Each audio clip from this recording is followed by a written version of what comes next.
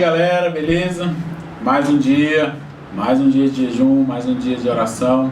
Eu espero que você já tenha tido novas experiências com o Espírito Santo, que você, através dessas palavras, através da sua busca diária, você já tenha entrado num nível de adoração maior, num nível de conhecimento do Espírito Santo de Deus.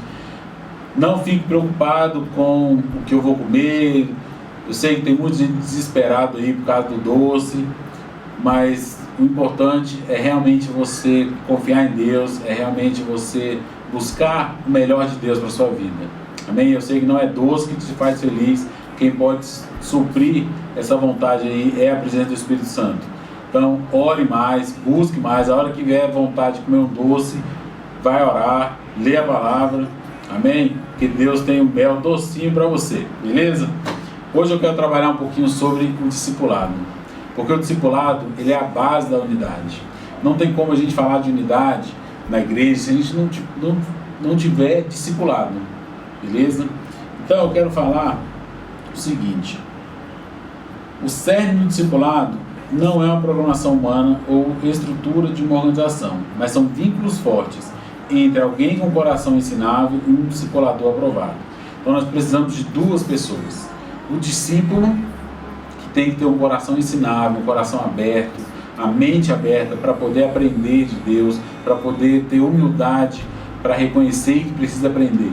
E um discipulador que tenha sido aprovado, um discipulador que já tenha, que seja discípulo. Então todo discipulador ele tem que ser discípulo e também ter um coração ensinável.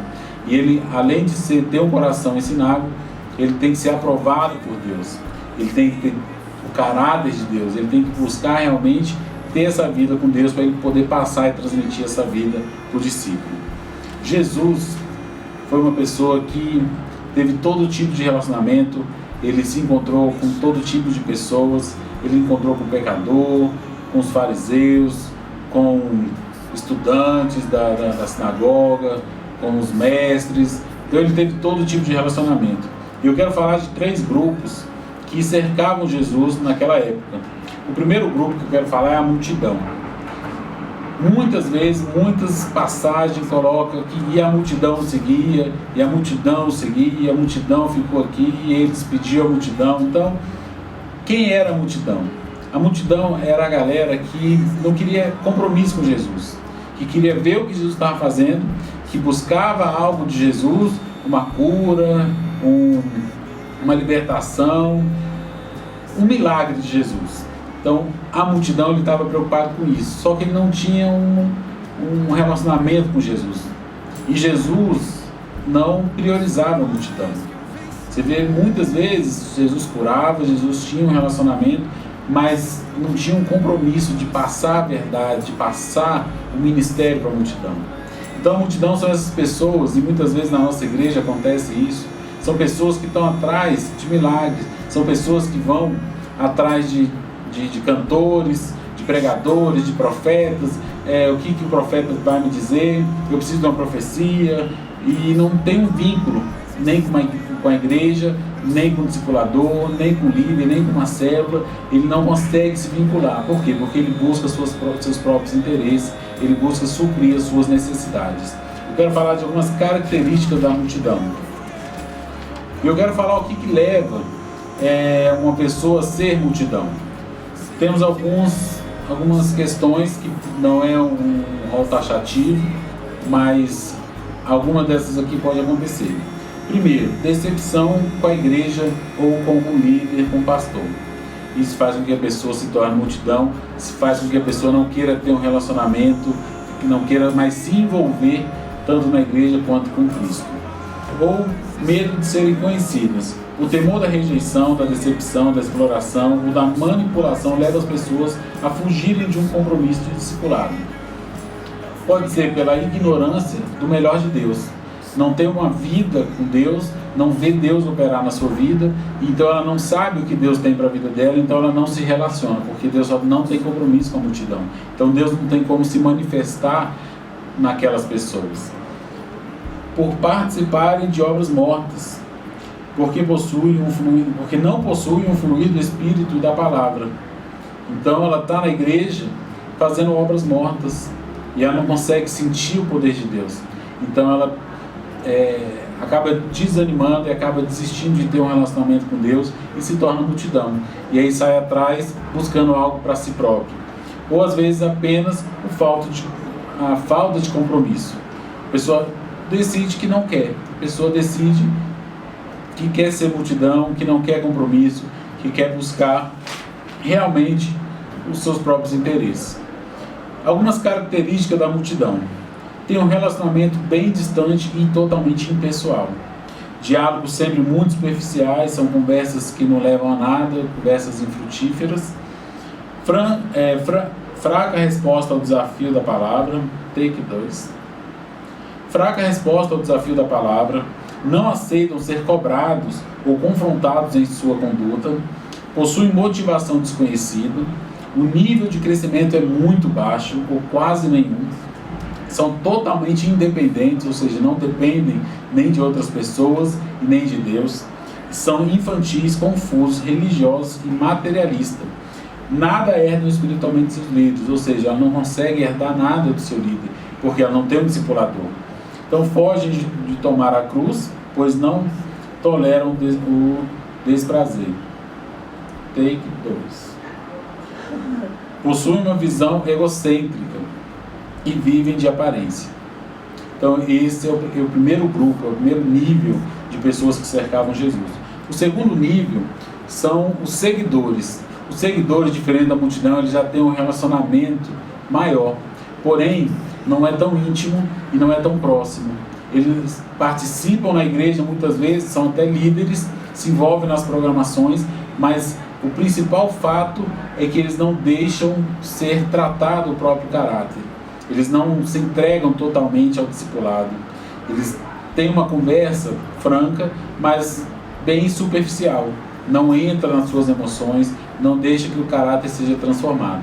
E Jesus também não tem como ter compromisso com esse tipo de pessoa. Exemplo na Bíblia que a gente tem, Nicodemos não era multidão. Você vê que ele tem um relacionamento com Jesus. Porém, ele quis falar com Jesus à noite, ou seja, escondido. Ele tinha vergonha que o povo visse ele conversando com Jesus. Então, é esse tipo de pessoas que a gente muitas vezes tem na nossa igreja. Então, são pessoas que são seguidoras, são pessoas que não estão mais na multidão, já têm um relacionamento, e estão ocupando cargos na nossa igreja, estão ocupando liderança, mas ainda são seguidores, ainda não atingiu o nível de discipulado. São pessoas religiosas, são pessoas festivas, são pessoas místicas, são mornos. Deixam-se tratar apenas superficialmente, até buscam conselhos, mas não deixam realmente ser tratado naquilo que precisa ser tratado. O fato de serem superficiais com os líderes mostra que são superficiais com Deus. Quando se tornam líderes, o corpo sofre porque o relacionamento construído com a liderança não é discipulado. Andam por conta própria, daí produzem desunião, multiplicidade de pensamentos e opiniões dentro da igreja, por não aceitar a liderança e o discipulado. Então são pessoas que têm a sua própria ideia e não aceitam ser ensinada. Então esse é o tipo de seguidor. Quero falar de algumas características do seguidor. Possui um relacionamento frequente, mas superficial. Diálogos são abrangentes, mas não permitem o tratamento do caráter. Dão uma resposta superficial e até religiosa à palavra. Estabelecem ligações por conveniência com a liderança. Não tem um vínculo real com a liderança, não está junto de verdade com a liderança. Fogem de cobranças de confrontação, vivem estagnadas na apatia espiritual, não herdam nada espiritualmente e suas opiniões próprias são muito fortes e por isso então são fechadas para aprender com os outros. Esse é o segundo nível de pessoas que cercavam Jesus. E o terceiro nível são os discípulos. Esses realmente Jesus tinha um compromisso. Jesus tinha um compromisso de passar o seu ministério para os discípulos. São pessoas totalmente comprometidas. Esse nível, a proximidade ela é total, a intimidade e a liberdade com o qual se expressa pensamentos e sentimentos são completos e o compromisso e a renúncia também são totais. Então é essa pessoa que Jesus busca, são essas pessoas que Deus tem compromisso. Então nós temos que buscar ser discípulos, nos entregar totalmente, deixar que o nosso caráter seja colocado à prova, que o nosso caráter seja transformado pela oração, pela palavra, pelo aconselhamento dos nossos líderes, pelo acompanhamento dos nossos discipuladores. Não é uma conversa mais superficial, uma busca de conselho. Eu realmente, quando eu sou discípulo, eu tenho confiança no meu discipulador, então eu abro meu coração, eu abro minhas emoções. Era isso que os discípulos faziam com Jesus. E Jesus tinha realmente compromisso com esse grupo, com esse nível de pessoas. Algumas características do discípulo: possui intimidade e transparência para com o discipulador, responde de forma completa à palavra de Deus, tem total submissão, manifesta um crescimento constante e desobstruído, é aberto e maleável o suficiente para se deixar tratar, suas motivações são totalmente conhecidas, é dependente de Deus, possui uma vida de vitória, ao final do processo alcança um ministério reconhecido e, por fim, possui clareza nos princípios da palavra de Deus. Então são os 3 níveis de pessoas que nós temos hoje na nossa igreja, que nós temos que trabalhar. Não adianta querer cobrar um compromisso da multidão, enquanto nós deveríamos cobrar um compromisso do discípulo. A multidão, ela não tem compromisso. Então, para a gente não errar e para a gente tomar muito cuidado e saber distinguir quem é a multidão, quem são os seguidores e quem são os discípulos. Amém? Que Deus te abençoe. Fique firme no propósito. Estamos orando pela unidade de Deus na nossa vida, entre os irmãos, na nossa célula. E que Deus possa te abençoar neste jejum. Não esqueça do nosso propósito, dos nossos desafios de conhecer 3 pessoas na sua igreja e de levar um presente. Nosso próximo culto está chegando e que você possa realmente ser abençoado. E estamos juntos, Igreja Team. Que Deus te abençoe. Amém.